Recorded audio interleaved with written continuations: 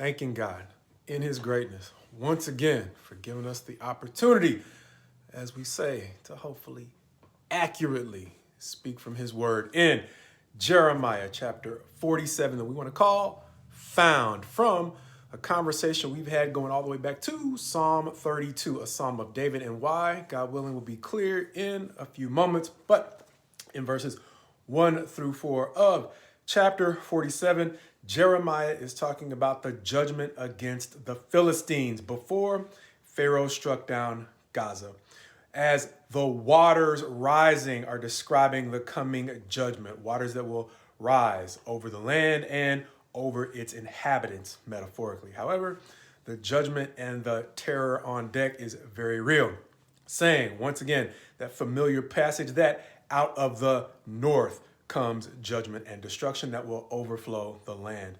The fathers will flee without looking back at their kids or their children, because the panic will be just that great. Moreover, the help or the normal sources of assistance that the Philistines could look to will be cut off, this time naming Tyre and Sidon quite possibly as their source of relief, similar to what we've seen in Israel and the way that they traditionally try to depend upon Egypt and maybe even Assyria before that. However, in this chapter, verses 5 through 6 will go through the way that God is destroying the Philistines, consuming them, asking roughly, two questions, both how long? One, how long will the remnant of the valley gash themselves? Quite possibly a tradition of appealing to their gods for relief.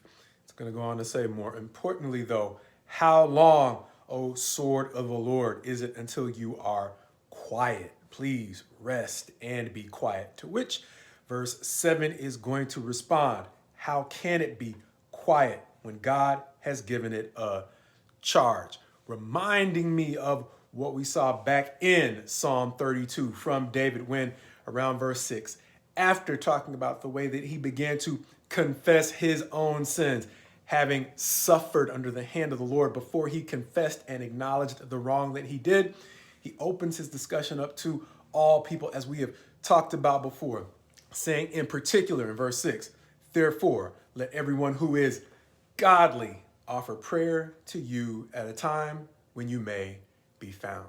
The Philistines here seeming to look for the off switch on the proverbial or metaphorical water tank as the waters of God's judgment are rising up on them. And that's the metaphor that came to mind in times when I have seen a water hose or an off valve break off, and the kind of panic sensation that can come over me when I realize, wait a minute, how can I cut the water off? And so as little sympathy as I might have had for the Philistines, understanding all the evil that they had historically done to Israel, I did still remember the good times that they had with David, or at least a portion of them had with David when he was in desperation fleeing from Saul. But at the same time, the same rule that applies to Israel applies to the Philistines, applies to us all, as David reminds us.